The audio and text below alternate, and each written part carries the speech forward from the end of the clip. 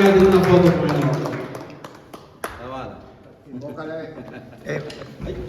Así que hermanos, pero antes queremos llamar al hermano Alberto Núñez. Alberto Núñez, gracias por la presencia suya aquí.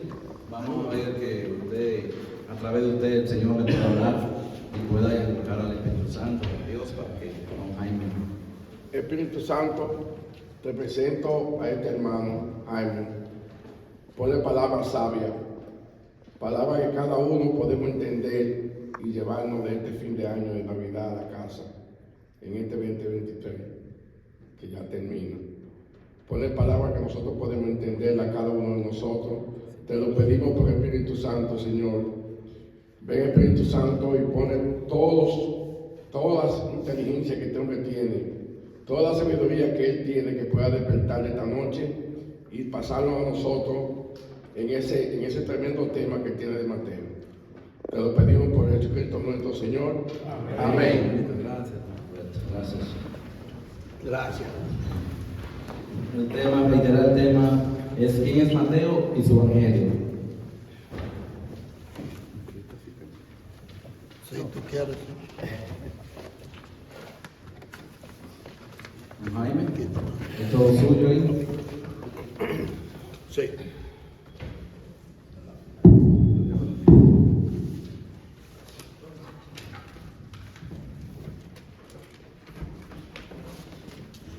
Bien, qué bueno. Me siento más orgulloso primero por ver tantos hermanos aquí y agradezco a Emaús permitirme dirigirme a ustedes con un tema que por una razón u otra el Espíritu Santo me decía, habla de ese tema.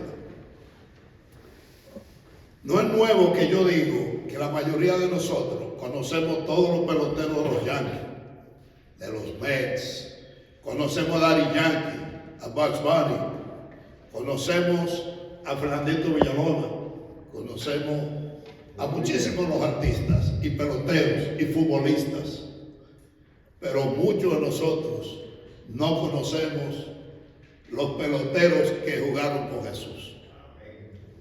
Esos hombres que él seleccionó y llamó por su nombre, a eso no lo conocemos. Yo una vez hablé de Lucas y lo decía de la misma manera que hoy. ¿Qué es lo que pasa? Que nosotros, que nos llamamos cristianos, que queremos seguir a Cristo, no nos preocupamos por conocer a los peloteros, a esos discípulos que andaban con Jesús. Y de luego yo no ataco mucho ni digo muchas cosas de los profetas, porque eso como que están muy lejos para allá, pero en el lineaje que existe de quiénes eran, de dónde vienen, si ustedes lo van viendo de esa manera, pues van a poder ir a donde ellos. Entonces yo digo que si aprendemos de Lucas, de Mateo, de Marcos y de Juan, esos evangelios que se leen constantemente en la iglesia, pues nosotros podemos, si tomamos uno de ellos, cualquiera de ellos, pues podemos comenzar a aprender de esos antepasados que fueron hombres, profetas, Abraham, padre, David, Salomón, hijo de David, y así llega donde José, el padrastro de Jesús, pero vienen de ese lineaje de familia, de esa familia que ustedes oyen también en los evangelios. En la primera parte, en el Viejo Testamento, oye de esa persona. Entonces, Mateo, que es el evangelista, me tocó hoy así decir, bueno, pero si tú tomas un tema, te vas a ver obligado a leer la Biblia y te vas a ver obligado a estudiarla, porque el que toma un tema tiene que ponerse a estudiar y de una manera u otra envolver a la familia también, porque yo ayer tuve que envolver a la familia y antes de ayer y hoy todavía escribiendo algunas cosas. Yo quiero que Menciano le pase unos documentos que están aquí por áreas, ¿no? Porque hay 20 y luego vinieron muchas más personas.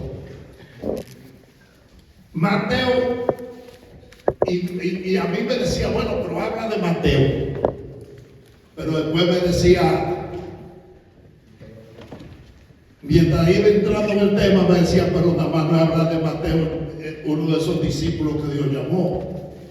También es hablar entonces del Evangelio de Mateo. Y como que ahí se ponía más peligrosa la cosa, porque hablar de Mateo solo como el discípulo era fácil. Pero entonces dice, no, pero Mateo es el evangelista. Y Mateo escribió el Evangelio de Mateo. Entonces tú no puedes dejar de hablarle a este grupo de hombres que están aquí hoy y a estas personas que nos acompañan del tema del Evangelio de Mateo, de la fe, del perdón, de quiénes somos. Vinimos a la iglesia siempre, la vida entera, todos los que están aquí, de una manera u otra, fue a la iglesia. De una manera u otra, confiesa. Se confiesa y de una manera u otra recibe la fiesta del Señor aquí los domingos. Y a algunos de nosotros pues venimos hasta algunas otras misas durante la semana. Pero escuchamos mucho hablar del Espíritu Santo, de Dios, de la Eucaristía, y escuchamos de todo lo que pasa ahí. Pero como que nada más lo escuchamos. Ninguno nos sentamos, con muy pocas excepciones, a estudiar uno solo de los evangelios. Entonces, el tema mío era cómo yo le llego al corazón de Fermín, de Félix y de algunos de los compañeros que están aquí, de Galán, para enseñarles que tenemos que tomar uno de esos evangelios y llegar a él y decir, vamos a estudiar este evangelio a ver qué nos dice, porque algo nos dice. Entonces yo digo, habla de Mateo, pero cuando comencé a meterme en ese evangelio, compadre, yo tuve que ver hasta películas. Yo tuve que ponerme ayer y hacer esto, ¿no? Cartulina, irme a comprar cartulinas para ver cómo podía expresar de alguna manera qué dijo Mateo. Entonces voy allá ahora dentro de poco, pero voy a decir quién fue Mateo. Mateo fue un colector de impuestos, odiado a muerte por los judíos, porque Mateo era judío, pero Mateo trabajaba para el gobierno romano. ¿Y qué es lo que hacía? Él cobraba impuestos a la gente que cruzaba en esas áreas, porque en esas áreas estaba, y yo tuve que hacer mi tarea. Los caminos de Jesús a través de Mateo, vamos a Galilea, Cafarnaúm, Nazaret, Belén, Egipto. Recuérdense que Jesús cuando nace y le llega la predicción del ángel, a José le dice, llévatelo de ahí. Que Herodes viene al caballo y se va a llevar a todos los muchachos pequeños y tú vas a tener problemas. Llévate el niño de aquí. Eso lo lleva para Egipto. Entonces, Judea, en todo eso había gente cruzando, empresarios de sitio a sitio llevando carga, llevando mercancía de sitio a sitio y haciendo trueques en diferentes lugares. Y Mateo cobraba impuestos, cobrador de impuestos, odiado a muerte por muchísima gente. Que no hay nadie que le caiga más mal a la gente que el que cobra los impuestos. Y entonces, en ese tiempo había personas que también querían fusilar a Mateo, porque nada más no es ahora que la gente quiere llevarse a otro. Y Mateo era tan odiado como cualquier prostituta o cualquier persona de esa época. Era un publicano, eran hombres malos, o sea, malísimos. Y Jesús un día va pasando buscando hombres jóvenes. Tampoco andaba buscando gente que no podía trabajar con él porque era una tarea complicada la de Jesús, ¿no? Y viene y mira a ese hombre llamado Mateo que está casualmente cobrando impuestos en ese momento. Lo mira a los ojos y le dice, sígueme. Y Mateo, sin titubeo, lo más probable pensando que, bueno, si aquí me van a pelar, me están por matar, yo me voy con este hombre, que no sé quién es, pero es posible que sea el que me cure de todos estos problemas. Me voy con Jesús. Y Mateo, sin titubear, demostró que podía irse con un hombre llamado Jesús. y aprender. Porque es lo mismo que nos ha pasado a nosotros. A la mayoría de los hombres que están aquí, Jesús nos llamó por nuestro nombre. Y estamos en este momento en un mundo que no conocemos. Y eso es casualmente lo que llama la fe.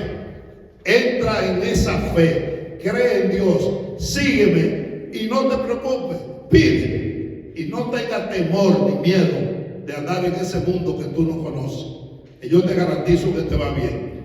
Y eso hizo Mateo. Se metió en ese mundo desconocido y abandonó todo lo que estaba haciendo. Hizo inclusive una cena en su casa. Y desde luego en esa cena no había nadie bonito. Eran gente mala de barrio, porque eso es lo que él era. No eran los tipos aristócratas de esa época, sino lo que eran los amigos de él. Y los amigos usualmente del malo son malos. Y ahí explicó, me retiro y me dedico a ser un hombre de Jesús, de Emmanuel. A él le llamaban Leví, inclusive a Mateo, y es posible que había tenido problemas al nacer, porque es nombre de Dios. Parece que en esa época, los que nacían de milagro y eso, pues le ponían nombres que tenían que ver con algún problema en el parto. Entonces, hijo de Alfeo, es bueno entenderlo porque dentro de los hombres que andaban con Jesús, de los discípulos, también hay uno que es hijo de Alfeo y probablemente era su familia o es su hermano. Entonces Mateo, hay un libro que es el libro Q, que comienza después de la muerte de Jesús, comienzan a escribirlo. Se dice que Mateo fue parte del libro Q y fue escrito en la lengua de ellos de ese tiempo.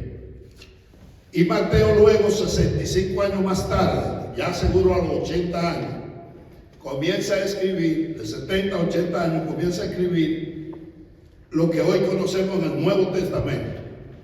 O sea, los primeros libros Q es del Viejo Testamento. La profecía, la problemática. Antes, viene un hombre fuerte, vendrá Jesús, pasará esto. Y Mateo entonces, ya a esa edad, escribe el Evangelio de Mateo según Mateo, utilizado hoy como el primer de los evangelios del Nuevo Testamento. Lo escribe casi a la misma época de Lucas, que también estaba escribiendo. Se quedó con los libros de Pablo cuando Pablo muere, que aunque no fue discípulo de Jesús, Lucas, se quedó con los libros de Pablo y escribió y hizo la traducción al griego, porque entonces era el griego, entonces lo que pasaba. Pero Mateo, en su evangelio, para que vean cómo no quisiera irme de aquí hablando del evangelio, sino hablando de Lucas. Y puedo leer en Lucas 9:9 el momento en que Jesús lo llamó, para dejar entonces la presentación de Mateo. En Mateo 9:9 Jesús llama al apóstol Mateo. Jesús, al irse de allí, vio a un hombre llamado Mateo en un puesto de cobrador de impuestos y le dijo: sígueme. Mateo se levantó y lo siguió. Como Jesús estaba comiendo en casa de Mateo, un buen número de cobradores de impuestos y otra gente pecadora vinieron a sentarse a la mesa con Jesús y sus discípulos. Los fariseos, desde luego, al ver esto, decían a los discípulos: ¿cómo es que su maestro come con cobradores de impuestos y pecadores? Jesús los oyó y dijo: no es la gente sana la que necesita médico, sino los enfermos. Vayan y aprendan lo que significa esta palabra de Dios. Me gusta la misericordia más que las ofrendas, pues no he venido a llamar a los justos, sino a los pecadores. Esto pasa en la cena de Mateo. Y entonces ahí sí como que me voy a una figura que está mi hermano por enseñar aquí. Y lo pongo para que más o menos tomen una idea. Mateo presenta su evangelio como, y le llaman Mateo el evangelista, como hijo de David, en el linaje Abraham, David, Salomón. Lo presenta también como el nuevo Moisés en el evangelio, oiga eso. En el evangelio de Mateo presentan a Jesús como el maestro y el nuevo Moisés, y lo presenta como un maestro, hijo de Dios Emmanuel, hijo de Dios entre nosotros. Y ese proceso conlleva en el evangelio 1 al 3, ¿de qué habla? Del nacimiento de Jesús. Eso lo conocemos todos, que vino el ángel, habló con María. Ese paso entero lo conocemos. Ustedes todos han escuchado esa historia. Es una historia bella del nacimiento de Jesús. Y nace casualmente pero miren esto, 6 meses antes nace Juan Bautista, de Sara, la prima de María, que no podía tener hijos ya por edad avanzada. Y también por la aparición del ángel nace Juan Bautista. Mientras Jesús está creciendo, hablando en la sinagoga, con palabras sabias e inteligentes, con muchas cosas que no podían entender, y decían, pero este no es el hijo de José, el carpintero. ¿Cómo que sabe tanto? Mientras eso pasaba, Juan Bautista estaba bautizando personas en el Jordán, en el río, con agua. Y venían los fariseos y le decían, hey hermano, ¿qué hace ahí? ¿Qué es lo que usted cree? Mire, yo bautizo aquí con agua, pero el que viene después de mí, yo no puedo ni siquiera soltarle la sandalia, decía Juan Bautista. Oiga eso. Y mandaba a donde él quería a los fariseos. Se lo querían comer. Un hombre con cabello largo, con la ropa que usaba Juan Bautista era de un camello, un trajecito de camello, ¿me entienden? La agua bautizando él. Gente que venía de todos los pueblos, que cruzaban, esos vendedores, gente que decía, miren, allá bautizan, y iban a bautizarse. Entonces, y eso se lo explico porque a la misma vez que Jesús estaba hablando en la sinagoga, preparándose y aprendiendo, no hizo casi nada más que aprender que Jesús sabía leer y escribir. Pues mucha gente de nosotros ni pensamos que eso llega ahí. Uno piensa en un Jesús, pero no piensa que era un Jesús que sabía leer y escribir. Y segurito sabía arameo y también griego. Y es posible que supiera varias otras lenguas del área, pero sabemos sí que el arameo y el griego sabían. Entonces, mientras Jesús se preparaba en la sinagoga, hablaba, no pasaba nada. Pero ¿qué pasó? Jesús va y se le aparece a Juan Bautista ya, a los 30 años. Bautíceme. ¿Cómo? Es más, ni se lo podía creer Jesús a Juan Bautista que Jesús de verdad llegó de él. Cuando lo vio, hermano, pero yo no, esto no es así. Espérese. No. Bautíceme, le dice Jesús, porque usted cuando me bautice se va a dar lo que está escrito. Porque Jesús no vino a cambiar las leyes de los profetas. Jesús vino a continuar. Y nace hombre, ¿para qué? Para casualmente, a lo mejor Dios hizo y dijo, mira, estos hombres como que están alborotados, hombres y mujeres, un desorden. Y dice, vamos a mandar los hombres para ver si Dios hombre puede darle culminación a la verdad, a lo que yo quiero. Y Jesús inmediatamente lo bautiza a Juan. Tiene una voz y habla en ese momento. Dice: este es mi hijo, mi adorado. Wow. Y baja el Espíritu Santo en forma de paloma. A partir de ese momento comienza, yo diría comienza el mambo. Ahí sale ese Jesús, entonces, y lo mandan. ¿Para dónde que lo envían? 40 días para el desierto. Oye, cómo lo va comparando entonces Mateo con Moisés. Se va al desierto porque lo que quieren es tentarlo y ver hasta dónde aguanta el hombre Dios. Y el hombre Dios llamado Jesús se va al desierto, siente hambre a los 40 días. El demonio comienza a tentarlo. El diablo dice: pero convierte la piedra en pan, etcétera, etcétera. Tírate de esa loma. No esperes, hermano. Dios sobre todas las cosas, y no solo del pan vive el hombre. Todas esas son cosas que usted la oye, la han escuchado bastante. Todo esto conlleva a que cuando, y para que entiendan, que hasta que Jesús no fue bautizado y tentado, no baja con su discurso. Y cuando baja de ahí, baja con discurso y baja a sanar gente. Después de esos 40 días, comienza el pueblo, comienza la felicidad, comienzan a caer detrás de su Cristo. Y no había lugar donde se venía que no estaba lleno de gente. Por todos los sitios.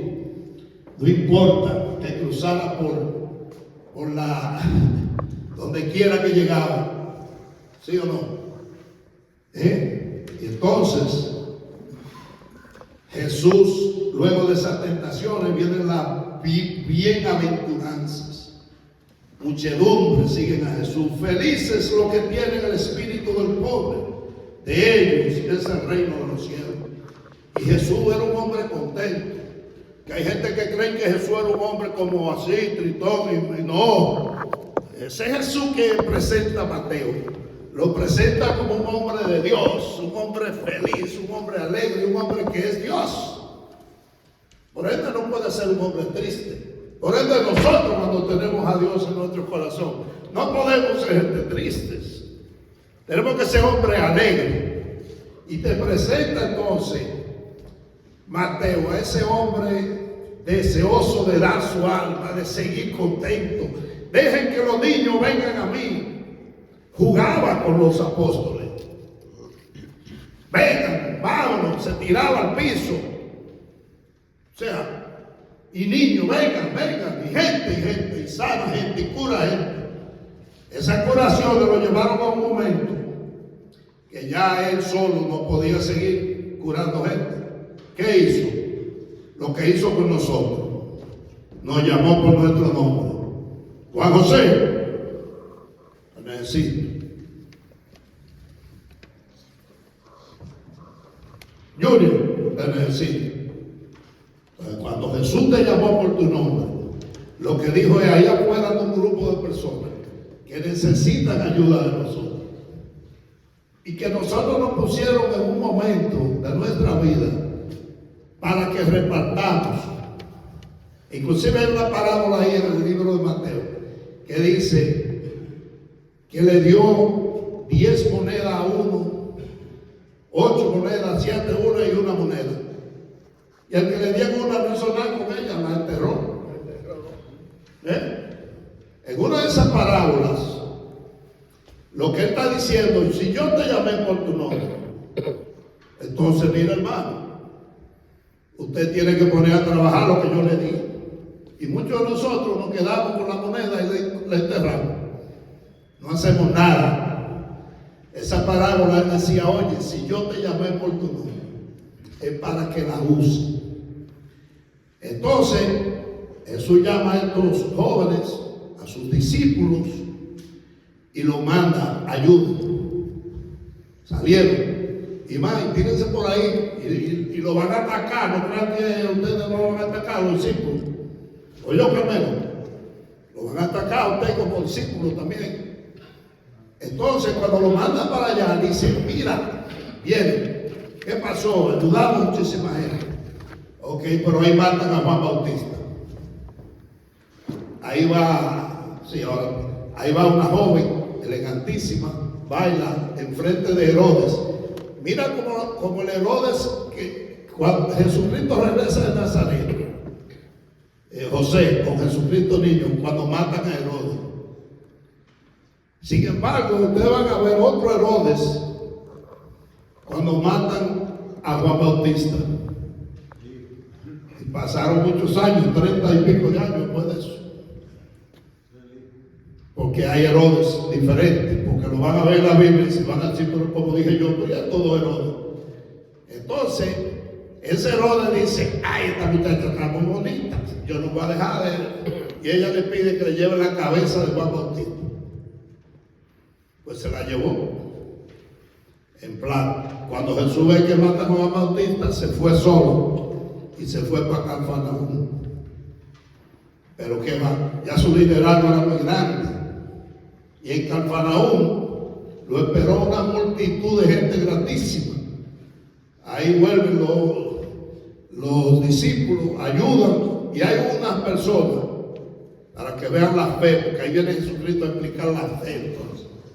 Y le dice, oye, ayúdeme Jesucristo, que aquí hay un hijo mío que no ha podido resolver ni siquiera a sus discípulos. Tráiganlo. Se lo traen a Jesús. Y Jesús dice, dale, pon la mano. Se sanó el joven. Dicen los discípulos, pero ¿cómo tú pudiste y nosotros no? Si tú no diste los poderes. Porque le falta fe. Porque le falta fe. Y al faltarle fe, no pudieron curar a ese joven. El que tiene fe mueve montañas. Y lo demuestra Jesús también cuando tiene hambre y se mete debajo de una higuera. Y cuando mira no tiene fruto la higuera.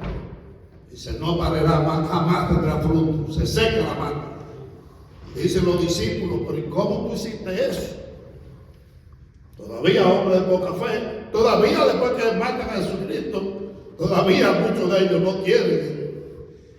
Para que ustedes sepan que también nosotros, para llegar a esa fe, tenemos que, voy para allá ahora. Quiere decir que cuando esa higuera, él le dice, si ustedes tuviesen la fe que yo tengo, si ustedes tienen fe, no hay nada que usted pida que no se resuelva. No hay enfermedad que usted no ayude a curar. En gente que usted no pueda levantar la mano y ponerle la mano. Si usted tiene fe, si usted de verdad cree y pone a Jesucristo en su corazón, usted puede hacer lo que quiera. Puede hacer lo mismo que hicieron los discípulos. Porque todavía los discípulos no pudieron curar eso. Y él le dice, cuando seca la higuera, si usted tuviese en fe, todo este valle entero lo pueden tirar al mar. Una explicación de fe, de darle fe a los hombres en la tierra. Voy a pasar la palabra al amigo. Para darle con relación a lo de Juan, en Mateo 17, 12, cuando cuestionan a Jesús, que le preguntan que si él era Elías, y él le dice en ese capítulo, 17, 12, dice, ya Elías vino y ustedes no le reconocieron. O sea, está hablando de Juan. Juan, el espíritu de Elías es Juan. O sea, Juan es el mismo Elías. Y no lo reconocían. Y no le conocieron. Por eso que Elías fue llevado al cielo en cuerpo y alma, pero tenía que venir en espíritu para que fuera a morir y volver de nuevo al cielo. Por eso vino en Juan. Y siguiendo con los peloteros, hablamos de la fe. Siguiendo los peloteros, la fe luego de Pedro, de Pablo. Pedro llega un momento que Jesús está ahí ya llegando a esos puntos y dice, ¿quién dice la gente que soy yo? ¿No sabe quién dice la gente de usted? El Mesías, que es Juan Bautista. No, Pedro dice, no, usted es el Hijo de Dios, el Mesías, el esperado. Oh, Pedro, pero hermano, eso no te sale de ti, eso viene allá arriba. Y dice, sobre ti edificaré mi iglesia. Y ya ese Jesús, que con toda esa fe, ustedes saben que pierde la fe y 3 veces lo niega con todo eso. Jesús entonces comienza a hacer milagros, porque hay tanta gente y hay pocos panes. Entonces Jesús reproduce esos panes, los convierte en muchísimos. Hay otro evento donde Jesús no solamente da pan, también reproduce los peces y le da comida a miles de gente. 5,000 decían en ese entonces. Comienza a hacer milagros, se va de un lado para el otro, comienza una tormenta, él se queda allá del otro lado y ustedes jóvenes, en una tormenta en el medio y él caminando en el mismo medio del mar y esa tormenta acabando. Va, Pedro, camina, ven, entra para acá. Cuando arranca a caminar, para abajo, hombre de poca fe. No fuiste capaz de entender que yo puedo levantarse. Si tienes fe, camina conmigo en el agua. De nuevo, explicando la fe. Luego enseña Jesús, maestro. Recuérdense que Mateo presenta a Jesús como maestro. Y lo presenta con 5 sermones principales. Y entre ellos está el sermón de la montaña. Enseña el Padre Nuestro, enseña el ayuno. O sea, tú vas viendo la Biblia completa, todo lo que tú escuchas los domingos, lo vas viendo en uno de los evangelios. Qué bello, qué interesante. Te enseña el perdón. ¿Por qué debe perdonar? Jesús te hizo perfecto. Oye bien, te hizo perfecto. Te convirtió en un hombre fuerte y te puso gente al lado, te puso compañeros al lado tuyo que no son menos que tú, ninguno, y te lo puso para que tú aprendas a perdonar los 770, que lo perdonan todo el tiempo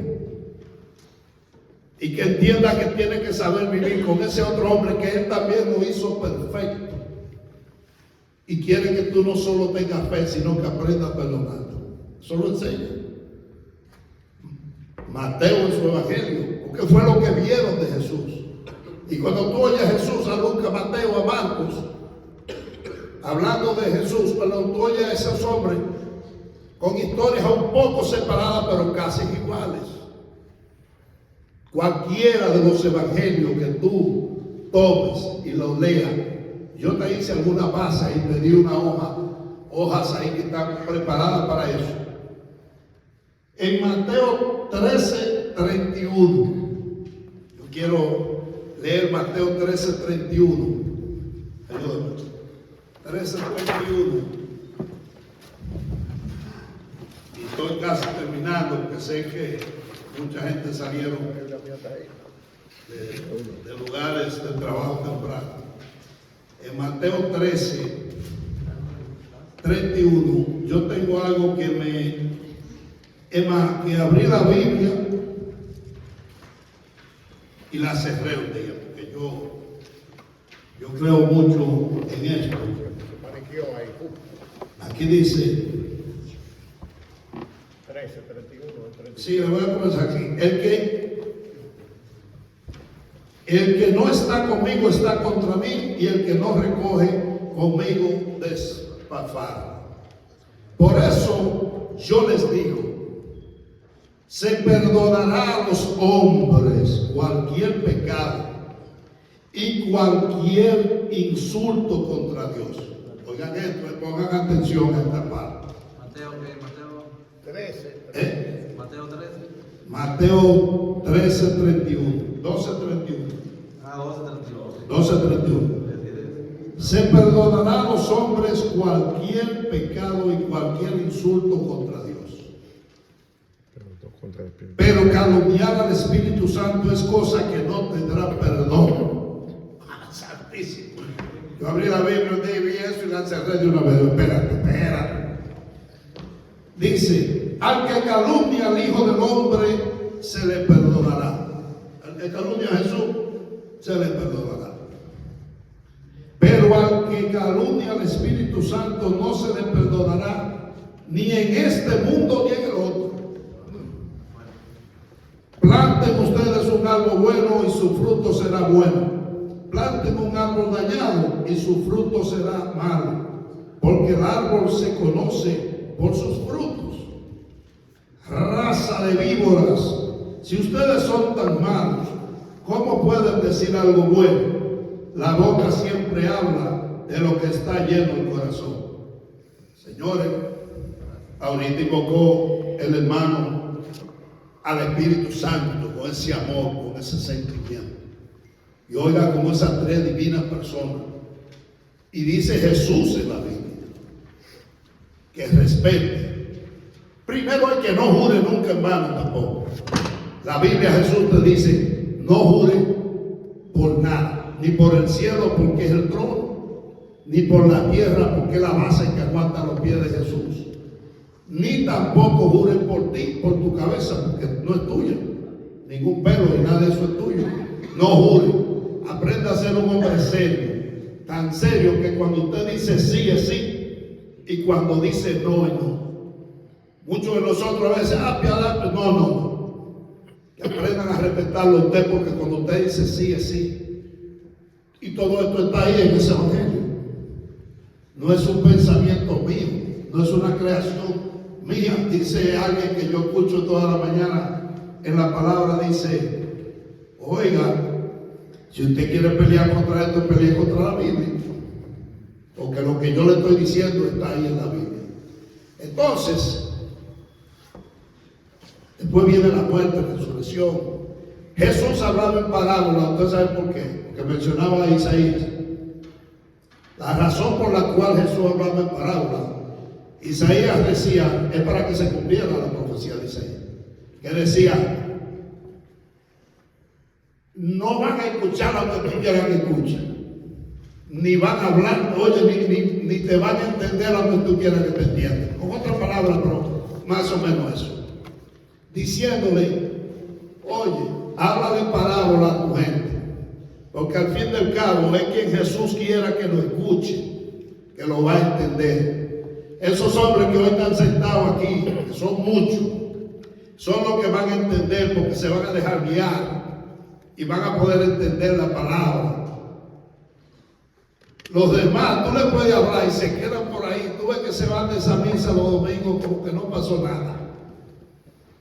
Por eso es que yo quisiera, en el nombre del Espíritu Santo, del poder divino, del hombre, del Rey de los todos, que es Dios, el nombre de Jesús, del Espíritu Santo, que ustedes, y esa era la razón del deseo, que no era yo, algo me pedía, que ustedes puedan leer uno de los evangelios, uno, que se dediquen a escudriñarlo, a aprender de él, a ver eso, de qué dice, que la fe es tan grande que mueve montaña, que si yo tengo fe pido, y si estoy enfermo y pido me voy a curar, y si tengo fe y digo que necesito lo que yo necesite materialmente, lo voy a conseguir.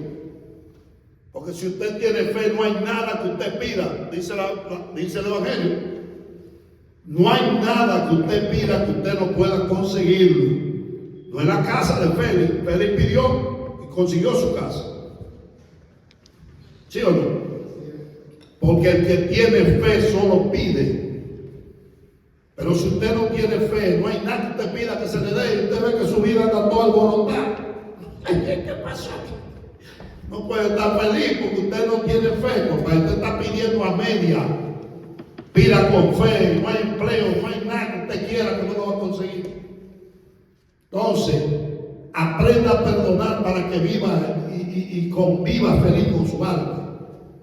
En ese sentido, espero que estas palabras del Evangelio de Mateo lleguen a tu corazón, te hagan escudriñar Algunos de ustedes ni siquiera saben que la fe de Pedro se convirtió tan grande que luego Nerón lo mandó a matar y lo mandaron a crucificar a Pedro. Y ustedes saben lo que Pedro pidió, de tan grande que es su fe. Levante la mano lo que sabe, que no lo diga. Miren, 5 lo saben, que lo crucificaran de cabeza. Y Andrés, su hermano, algunos de ustedes saben, Andrés, que también lo crucificaron a muerte, crucificado también. ¿Y ustedes saben qué pidió Andrés? Hermano de Pedro, que lo crucificaran en X. Se la cruz de San Andrés en X. Y ustedes saben que al mismo Mateo lo mataron con una espada. Y que de todos los discípulos de Jesús, son peloteros, el único que se cree que murió de vejez fue Juan. Entonces, espero que haya hecho mi tarea. Le pido perdón a aquellos que quizás de alguna manera u otra, pues, esperamos más. creen que me pasé.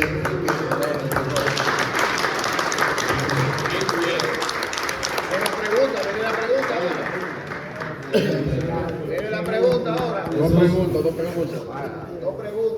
Pregunta, ¿quiere preguntar? Dos preguntas. El Charlito no coge preguntas. Hay preguntas, Jaime. Pregunta. Yo tengo una. No, el Charlito no coge preguntas. Porque estamos terminando ya, nos faltan. Zavala, una inquietud, Zavala tiene. Sí, don Jaime, por favor, me gustaría que se pusiera al frente para complementar esto, don Jaime. Parece allá, don Jaime.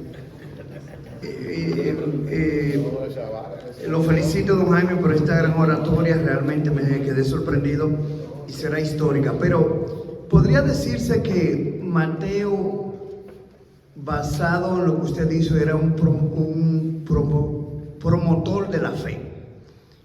Básicamente, su relación para su evangelio estaba basado en la fe, pero estamos ligados ahora al nacimiento como cristianos, al nacimiento de nuestro Señor Jesucristo.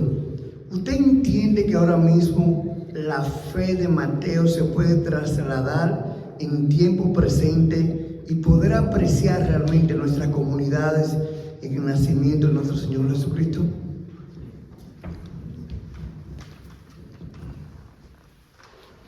Bueno, mira, yo creo que para entender que en 2000 años, sin internet, sin celulares, este grupo de hombres y mujeres lograron que la fe se mantenga donde la tenemos el grupo de hombres que está aquí, que yo sé que a partir de hoy también la sentirán mejor. Ustedes saben que realmente, y para lo que le pregunten, el nacimiento de Jesús no es el 25 de diciembre. Ese es el día que nosotros, como Iglesia Católica, seleccionamos. Y era el día, y se seleccionó el 25 porque es el día que el sol más brilla. Y en el Viejo Testamento, el sol era la fuerza, el poder. Y la Iglesia Católica, que gracias por Dios, tiene un día y seleccionó a ese día como el nacimiento de Jesús. Pero sí, la fe siempre está presente. Y no solamente en el Evangelio de Mateo, ni de Lucas, ni de Juan, ni de Marcos, sino que la fe, quien vino a traerla y a que se entendiera por qué vino y murió fue Jesucristo. Él mismo hecho hombre, Emmanuel. Así es que la fe que usted tiene que creer. Y le dije anteriormente que es difícil entender ese mundo. Y solamente los que tienen fe son los llamados a entender ese mundo. Yo no lo entendía eso. Yo le juro a ustedes que yo también, hasta hace poco tiempo, no entendía que tenía que dejarme llevar por la fe, dejarme llevar por el conocimiento de esto que me pusieron los hermanos de Maús. Y al dejarme llevar he ido entendiendo que de verdad con la fe no hay nada que usted no rompa, que no hay muro que usted no destruya, no hay pared que usted no se la lleve, y no hay nadie que se le ponga al frente que no lo respete a usted si usted tiene fe. Amén.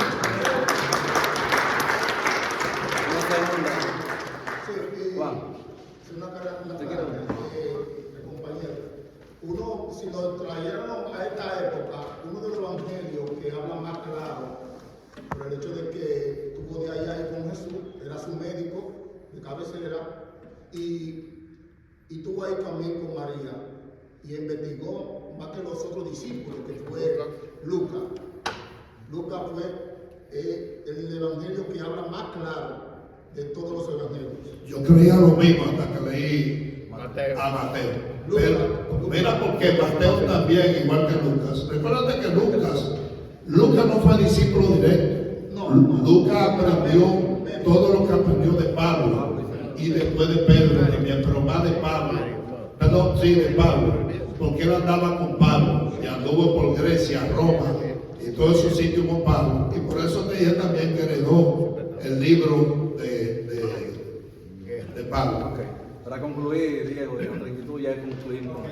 Yo no tengo pregunta porque Jaime ha explicado una prédica que en realidad me llegó, y cuando Jaime hablaba del encuentro de María con Isabel, hablaba de los talentos, hablaba de los dones, también me recuerda a mí el ágape, porque nosotros solamente tenemos un solo compromiso con cada uno de los hermanos nuestros, que es el vínculo del amor.